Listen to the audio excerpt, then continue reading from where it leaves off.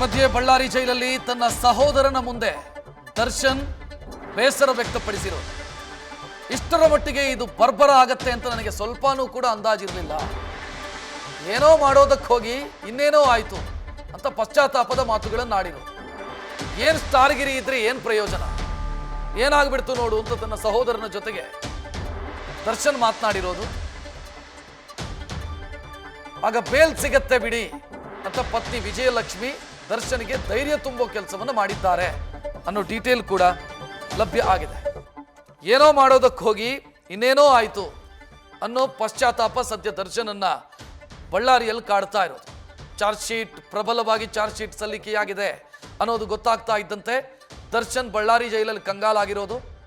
ಏನೋ ಮಾಡೋದಕ್ಕೆ ಹೋಗಿ ಇನ್ನೇನೋ ಆಗಿಬಿಡ್ತು, ಈ ರೀತಿ ಆಗತ್ತೆ ಅಂತ ನನಗೆ ಗೊತ್ತಿರಲಿಲ್ಲ. ಏನು ಸ್ಟಾರ್ಗಿರಿ ಇದ್ರೆ ಏನು ಪ್ರಯೋಜನ, ಇಲ್ಲಿ ಕತ್ತಲ ಕೋಣೆಯಲ್ಲಿ ಕೊಳೆಯುವಂಥ ಸ್ಥಿತಿ ಬಂದುಬಿಟ್ಟಿದೆ ನನಗೆ ಅಂತ ಕಣ್ಣೀರು ಹಾಕಿರೋದು ತನ್ನ ಸೋದರನ ಮುಂದೆ. ಈ ವೇಳೆ ವಿಜಯಲಕ್ಷ್ಮಿ ದರ್ಶನ್ಗೆ ಧೈರ್ಯ ತುಂಬುವಂಥ ಪ್ರಯತ್ನವನ್ನು ಮಾಡಿದ್ದಾರೆ. ಏನಾಗಲ್ಲ, ಧೈರ್ಯವಾಗಿರಿ, ಬೇಲ್ ಸಿಗತ್ತೆ ಅಂತ ಧೈರ್ಯ ತುಂಬಿದ್ದಾರೆ ಅನ್ನೋ ಡೀಟೇಲ್ ಕೂಡ ಇದೆ.